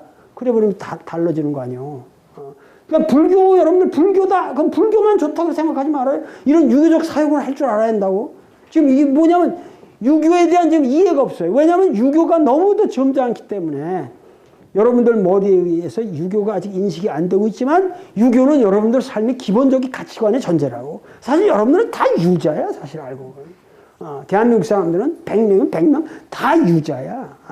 근데 어떻게 됐든지 간에 그렇게 해서 유교와 불교가 접합을 하면서 그렇게 되니까 어떻게 돼? 불교가 점점 유교화 되겠지. 여기서는 격이불교가 되면. 왜? 불교라는 건 해탈을 지향하는데 해탈이라는 게 무슨 뭐 저기도 어디 뭐 어디 하늘나라 기독교는 아예 하늘나라로 가는 거고 불교는 뭐야? 하늘나라로 가는 게 아니라 마음의 멍에를 벗는다 이런 얘기요. 에? 마음의 어떤 집념에서 벗어난다. 멸집으로 간다. 에? 이런 사성제의 그러한 고집멸도의 논리가 점점 뭐냐면은 현실적으로 해석되는 것이 중국 불교의 발전이란 말이지. 그지? 이해가 되죠? 그러면서 뭐냐면은 결국 불교는 뭘로 가요? 선불교로 가는 거예요. 선불교로. 그러니까 당나라 때 오면 거의 선불교 일색이죠. 교학불교도 엄청났지만은 선불교의 이 당나라 때의 이 선사들의 어록이라는 건 대단한 거 아니에요? 조주 같은 사람들. 얼마나 키워? 마조 도일로부터 시작돼서, 예? 이 조주에 이르는 말이야. 임제나, 이런 사람들, 덕산, 이런 사람들의 여러분들이 읽어보자고. 벽암록의 세계. 상상도 할 수 없는 인류의 지혜죠. 그러나 이것은 뭐냐면 거의 중국화된 거란 말이야. 그거는 시적인, 인도 사람들은 구라가 세거든. 왜냐면 이게 이렇게 인도 사람들은 산스크리트라는 건 이렇게 프로세이카, 이렇게 산문투예요. 모든 게 이렇게 하는데 중국은 전부 산문이 아니고 운문이거든요. 말 자체가 시고 운문화되고 뭐냐면 간략하고. 중국 사람들은 안 그래요. 그럼 물론 소리글과 뜻글이라는 차이도 있고. 알겠나? 그리고 이건 굴조로고 이거는 비굴조로라. 중국은 굴조를 안 해요. 주어가 뭐 앞에가 있든 뒤로가 있든 변화 없이 그냥 댕기는 거야. 이 한문이라는 거는. 근데 서양 언어라는 거는 주어 자리에 있을 때랑 동사 자리에 있을 때랑 목적 자리에 있을 때 전부 그게 변하잖아요. 형태가. 아주 복잡하다고 소리글이라는 게. 중국 말이라는 게 이러니까 처음에 이 인도 말을 산스크리트를 중국말로 만드는 작업이라는 게 얼마나 험난한 작업이었는지 모르겠습니다. 그러나 구마라 집안이 이런 사람들이 그걸 다 해내잖아요. 대단한 사람이에요. 구마라 집안 같은 사람들은. 그 밑에서 승조와 같은 아주 천재적인 중국 사상가가 나오고 그렇게 하다가 화엄 천태가 나오고 나중에 선종까지 가는 거란 말이야. 그래서 불교가 그렇게 돼서 이 선불교가 됐지만은 이 당나라 말기 때부터 뭐냐면 이 불교에 대해서 야 이거 개똥이다 이러고 여기서 소위 르네상스가 다시 헬레니즘을 부활하듯이 뭐예요? 송나라 때 들어서면서 비로소 뭐죠? 컨퓨셔니즘을 다시 불교는 이건 외래 사상이다. 어디까지나 외래 사상이고 우리가 갖고 있는 민족 종교를 부활해야 한다. 그래서 만든 게 신유학이란 말이야. 주자학이란 말이야. 알겠지? 그래서 근세 주자학이라는 게 동양 사상의 핵심을 형성하게 되는데 이 주희라는 사람이 이게 여기서 그 엠피리즘과 레셔널리즘이 있듯이 여기서는 뭐야? 근세 주의에 의해서 이 주자학이 성립하고 여기에 대해서 또다시 굉장히 저기 양명학이라는 게 대립하게 된다 이 말이에요. 명나라 때 오면은. 그러니까 이게 좀 이렇게 따지다 보면 비슷비슷한 그런 어떤 흐름이 있다고. 그래서 성격이 다른데 좌우지간 이렇게 하면서 흐름이 형성되어 간다 이 말이죠. 주자학이라는 거는 주자라는 사람이 뭐냐면은 야 불교라는 게 이게 너무 초세간적이다. 출세간적이다. 이 세간을 떠나서 무슨 인간의 해탈을 운운하고 그러지만은 결국은 스님들이 음양의 법칙을 벗어나서 애도 안 낳고 결혼도 안 하고 이렇게 하면서 이렇게 살아봤자 이게 도대체가 사원 경제만 늘어나고 당시 당나라의 사원 경제라는 게 아주 굉장히 폐해가 많았거든요. 요새 대형교회 같은 거 비슷한 거지. 당나라 때는 그런 현상이 있었고 그 현상에 대해서 치열하게 비판하고 나오는 거죠. 그 당나라의 한유라는 아주 유명한 문장가가 배불론을 쓰기 시작하고 그래서 원도라고 하는 유명한 글을 쓰기 시작합니다. 원도. 예. 우리의 원래의 도를 캐 들어간다 그런 얘기. 원도. 이 유명한 글이 아주 한유, 한퇴지, 한유라는 사람이 원도를 쓰게 되고 그러면서 이 사람들로 해가지고 주자에 내려오기까지 해서 주자는 나는 주자과 좀 계통이 다른 사람인데 나는 주자를 이렇게 좋아하진 않아. 그렇지만 좋아하지 않는다는 것보다 좀 우습게 알지. 그런데 우습게 안다는 건 무슨 얘기냐면은 정말로 내가 리스펙트 할 만한 사람이라는 얘기예요. 왜냐면 그 사람은 대단한 그 12세기의 주자학이 그 고민한 걸 보면은 대단합니다. 그런데 그건 이미 12세기의 틀이니까 지금은 달라져야죠. 그런데 우리나라는 아직까지도 그 주자학적 틀에서 머물러 있는 사람들이 많아요. 그래서 비극적이라는 얘기인데 주자 자체는 정말 대단한 사상가입니다. 그렇게 해서 이 근세에 이 신유학이 성립을 하지만 이 신유학이라는 건 어디까지나 주체 회복 운동이라는 얘기를 여러분들이 알아야 돼요. 불교에 대한 자기를 회복하려는 운동이란 말이죠. 서양에서 르네상스에서 헬레니즘 문명을 소위 말해서 너무도 기독교에 의해서 종교화된 것을 인문화시키려는 노력하냐, 그지? 여기도 마찬가지잖아. 불교에 의해서 너무 지독하게 종교화된 문명을 도덕화시키고 다시 인간화시키고 인문화시키자는 게 주자학인데 주자학의 성공이라는 건 놀라운 거예요. 왜냐? 주자학이라는 건 동아시아 역사를 7세기를 지배했잖아요. 단 한 사람의 그 사람 복건성 사람인데 그 복건의 촌놈이 앉아가지고 쓴 그 저작이 우리나라 500년을 연산군을 주자에다 비합니까? 에? 주자가 우리나라를 지배한 그 능력을 연산군에 비하냐고 세종대왕에 비교하겠냐고 조선 문명 전체가 주자를 떠밟고 살았는데 한 사상가의 역할이 얼마나 위대하냐 이 말이야. 내가 주자가 된다면 나도 앞으로 동아시아를 700년을 지배할지 모르지. 도울 사상을. 그러니까 주자라는 사람은 대단한 사람. 대단한 사람. 그래서 근세 주자에 의해서 근세 문명이 만들어졌고 그것에 의해서 뭐냐면 주자학에 의해서 그 경물치지론에 의해서 우리는 서구의 과학 문명을 받아들이게 되는 거예요. 네? 왜? 주자학은 서구의 과학 문명에 대해서 이질감이 없거든요. 왜냐면 주자학 자체가 경물치지론이니까. 물을 격해서 인간의 지식을 늘려가야 된다. 이게 주자학의 아주 기본이니까. 대학의 경물치질 사상이 있으니까 근세 서구 이론도 받아들이게 됐고 그런데 서양은 동양은 그 주자학적인 요소를 가지고 받아들이면서도 뭐냐면 가장 중요한 건 뭐냐면 서구적인 민주제도를 못 만들었다는 얘기야. 서양은 이런 근세 과학혁명을 통해서 동시에 인간의 존엄성을 중시하는 그러한 개인의 권리를 보장하는 어떤 제도적 장치가 있었다 이 말이에요. 예? 그게 의인의 민주주의라는 거란 말이야. 그 영국을 중심으로 해서 쭉 발전을 했는데 우리 동양 사회는 그거 하나를 우리 자체로 스스로 못 만든 거야. 그리고 19세기 말기까지 아주 형편없는 군주제로 계속 왔다 이 말이에요. 군주제로 왔다. 물론 많은 사람들이 조선 왕조의 군주제라는 게 과연 이명박이보다 덜 민주적이라고 말할 수 있겠냐. 지금 이명박이가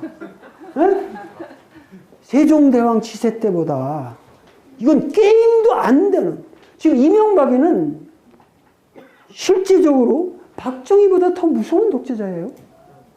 이게 disguise 이게 탈을 써가지고 사람들이 인식 못하게 만들어놓은 이상한 요상한데 단군 이래 이렇게 타락한 군주는 없었습니다. 조선 역사에. 아니 박수 칠 일이 아니라 이건 처절하게 반성해야 돼. 왜? 우리가 만들어 놓은 대통령이니까. 그 군주를 과거에는 위에서 세습으로 내려왔다 이거야. 그러니까 못생긴 놈들이 그 형편없는 군주가 들어서도 철종 같은 놈들이 무슨 강화도령으로 들어와도 할 말이 없어요. 그러나 이거는 니들이 다 뽑은 거 아니야. 막말로. 여기서 투표했다면 물론 전라도니까 조금 퍼센티지가 죽겠지만 어떻게 해서 이명박 같은 사람을 대통령으로 뽑을 수 있는가? 이것은 우리가 심각하게 고민해야 할 문제야. 네? 이거 심각하게 고민해야 할 문제야. 다시 이런 일이 일어난다면 민주주의를 포기해야 한다고 나는 생각합니다. 서구 민주주의가 과연 옳은 것인가? 여기에 대한 깊은 반성이 있어야 한다고 생각해요. 그렇기 때문에 이명박이의 존재라고 하는 것은 단순한 문제가 아니라 인류사의 문제예요. 인류사의 죄악을 어떻게 반성하느냐 하는 심각한 문제예요. 지금. 겨우 우리가 서구적 근대적 정신에 의해서 자유, 평등, 개인의 존엄, 언론의 자유, 집회, 결사의 모든 자유를 추구해왔던 이 자유주의, 민주주의 결론이 이명박이냐 이거야. 상권 분립? 상권 분립이 우리나라처럼 잘 된 데가 어디 있어? 다 분립이 됐잖아. 근데 무서운 독재가 이루어져요. 분립이라는 건 권력을 분산시키자는 건데 이거는 단군보다 더 센 독재가 되는 거야. 상권 분립은 얼어봐도 상권 분립이야.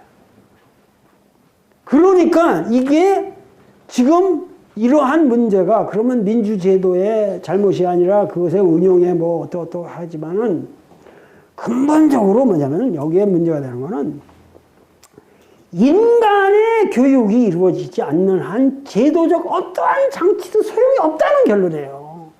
결국 이게 유교적 명제의 위대함이라고.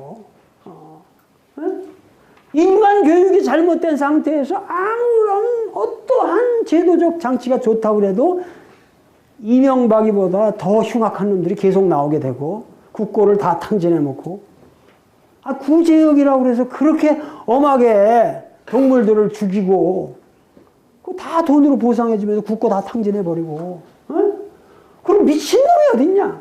우리 집 닭 절대 안 걸려요. 봉해 우리 봉해 그거 내비로 두면 되는 동물이라는 거 그거 백신이라는 거 가지고 내비 한 마리도 안 죽여도 아무 지금이랑 똑같은 결과야.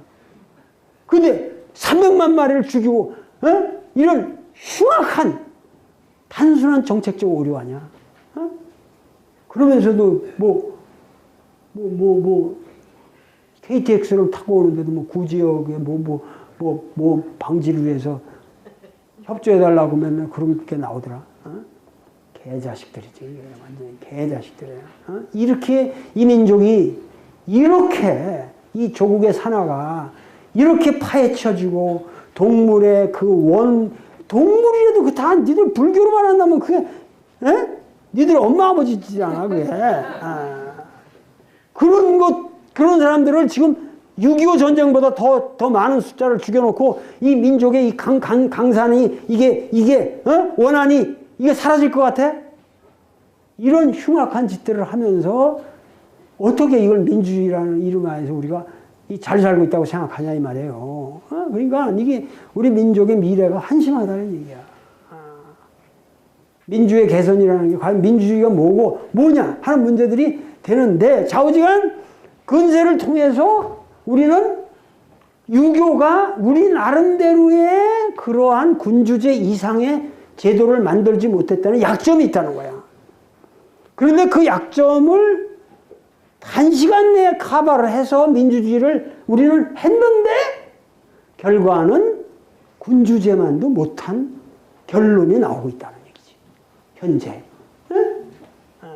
상권 분립 말짱 헛거다 이거야. 왜? 국회를 장악해버리면 대통령이 마음대로 해보는데 일당 독재가 돼버리는데 그럼 공산당 독재가 더 낫지. 공산당 독재는 내부적 어떠한 민주 질서는 훨씬 더 강합니다. 그러기 때문에 좌우지간 인류의 문제가 지금 산적해 있어. 까다피 같은 놈이 저렇게 버티는 거 보면 그 놈들도 참 한심한 놈들이고, 그 세계 여기에서 과연 인류의 사회 정의가 무엇이고 우리가 어떻게 경제 정의고 그런 인권의 정의고 이런 걸 어떻게 구상해야 할 것인가, 이런 동서 문명을 다 망라해서 생각을 해야 한다는 거죠. 이런 동서 문명의 모든 것을 망라해서 우리가 고민해야 되고, 자, 그 무슨 얘기냐면은 이 헬레니즘부터 헤브라이즘으로부터 해서 이쪽 사도 바울을 거쳐서 근세, 중세를 거쳐서 르네상스를 거쳐서 경험주의와 합리주의를 해서 칸트를 거쳐서 헤겔을 거쳐서 오늘날 현대 철학에 오기까지의 흐름과 유교와 도교와 예를 들면 불교를 거쳐서 위진남북조에서 찬란한 당나라의 문명을 거치고, 이 당나라의 문명에 우리나라가 혜택을 받은 게 어느 거죠? 통일신라 문명이죠. 통일신라 문명. 그게 전부 저 불국사고 이런 것들이 다 통일신라 문명이 당나라 문명의 영향권이라고 보면 된단 말이야. 그래가지고 중국의 송나라를 거치면서 그게 어디로 와요? 송나라라는 거는? 그거는 고려조죠. 고려조를 통해서. 그래서 우리가 주작을 흡수하게 되잖아. 그러고서 이제 양명왕이 들어오는 시기가 언제냐면 우리나라는 그게 조선 왕조잖아. 그런데도 양명왕은 들어오지 않고 주작이 계속한 특이한 문명이죠. 그래가지고 근세 여기까지 왔는데 여기서 뭐야? 이 모든 것이 여기서 만났잖아. 이 양대 조류가 20세기를 통해서. 그러니까 지금 뭐냐면은 이렇게 만난 이 시점에서 원불교가 태어났다 이 말이에요. 개벽사상이라는 게. 그러니까 이게 간단한 얘기가 아니라는 얘기야. 이 원불교가 됐던 우리가 여러분들은 지금 뭐냐면은 만약에 니들이 지금 여기에 태어났다고, 여기에. 넌 막 콘스탄티누스 밑에서 막 마녀, 여자들은 전부 그 위치한테 마녀 사냥 당해가지고 그냥 다 그냥 죽여가지고 그냥 물에다 강물에다 저기 하고 그냥 혹독한 그냥 얼마나 끔찍하냐고. 마녀 사냥이라는 거 여러분들 끔찍한 거야. 옛날에 그 중세기에 보통 있었던 일이야. 그럼 멀쩡한 사람 화형시키고 이런 거 당하는 거야. 여기 여보 이런데 저기 하면 이런데 있으면 이게 요거밖에 모르잖아. 요거밖에 모르잖아. 기껏해야. 여기 태어났다는 요거밖에 몰라. 여기 태어나면 요거밖에 모르고 이런 건데 지금 어떻게 해? 여러분들은 여기에 태어났다는 얘기야. 이게 무슨 얘기야? 이 방대한 헤브라이즘, 헬레니즘, 컨퓨시아니즘, 타오이즘, 부디즘, 이 모든 해서 이 양대 문명의 흐름을 다 여러분들은 여기서 접할 수 있는 이러한 시기에 태어났다고 하는 것이 바로 여러분들의 존재의 위대성이라는 거예요. 그거를 나는 20대에 깨달았지. 야, 이거 내가 보통 시대에 태어난 사람이 아니구나. 그래서 내가 신학대학을 나오게 되는 겁니다. 철학을 해야 된다. 무전제로 이 모든 인류의 보고를 다 흡수해야만 앞으로 21세기의 사상가가 될 수 있다라는 그러한 신념으로 내가 신학대학을 나오게 되는 거야. 그래가지고 오늘까지 나는 정직하게 살아왔어. 오늘까지 내가 그런 일념 하에서 오늘까지 살아왔다 이 말이야. 이해가 돼? 네. 그러니까 너희들도 그러한 깨달음을 지금부터 가지고 동서고금의 모든 사유를 망라하는 인간이 되어야 된다. 어느 하나도 배척을 하면 안 돼. 그러면 원불교의 개벽은 끝나는 거야. 원불교 개벽이 아니야. 개벽이라는 거는 오로지 동서 문명의 이 모든 사유를 여러분들이 포섭해서 거기서 개벽이 이루어진다는 얘기야. 새롭게 열린다 이런 얘기야. 개벽이라는 거는 새롭게 열린다 이거야. 정신개벽, 물질개벽의 문제뿐만이 아니라 개벽이라는 건 모든 것을 새롭게 연다 이거야. 음세계가 끝나고 양세계가 온다. 이런 얘기들이 전부가 뭐냐면 과거에 편협했던 한 구덩이의 역사가 아닌 인류사 전체를 여러분들이 깨달아야 된다는 얘기야. 그렇게 해서 거기서 가장 계명된 인간의 길을 걸어야 한다는 얘기죠. 그런데도 불구하고 아직까지도 우리는 기독교 그러면 중세기 기독교야. 이런 미친놈들이 있나? 중세기 기독교고 불교 그래도 제대로 된 불교의 정신을 이어받지 못하고 명진이 그렇게 고생해가지고 온갖 투쟁을 해가지고 아니 보건사를 갖다 그렇게 잘 해놨는데 지가 세우는 주지놈한테 그렇게 당하는 꼴을 봐라. 이게 뭐냐? 불교의 수준이지. 그런 형편없는 배반이 어딨어. 인간적으로도 말도 안 하는 얘기고. 그 뭐야? 권력과 돈과 이런 거 제도에 대한 집착이죠. 종교 정신을 상실하고 이 보훈사 권력 내가 주지 됐으니까 야 나를 오늘까지 만들어준 형님 물러나시오 나가라 그러니까 이거는 싸울 것도 없고 어떻게 이상하게 당해버리고 마는 거지. 이런 비극이 어딨어. 그러니까 지금 모든 종교가 형편없는 수준에 돌아가고 있다는 얘기야. 형편없어야죠. 이명박이가 꼴 앉는 거나 그래도 한기총리 그냥 할렐루야 박수 치고 있는 거나 명진이 당하는 거나 지금 곳곳에서 벌어지고 있는 이것이 이게 제대로 되고 있는 일이 있냐 이 말이야. 그런데 원불교에도 정신을 차려야 될 거 아니냐 이런 얘기지. 여기에 나는 원불교에 대해서 희망을 품고 있다는 얘기요. 여러분들이라도 진짜 건강하게 올바른 정신을 가지고 배워서 훌륭한 교무가 돼서 이 민족을 개혁하고 바른 종교 문화를 형성해 나가는 데 여러분들이 기여한다면 원불교는 앞으로 계속 이 민족사에서 환영을 받을 거고 박수를 받을 겁니다. 그러니까 오로지 문제는 여러분들이 공부에 전념을 해줘야 되겠다. 자, 오늘 강의는 이것으로 끝내겠습니다.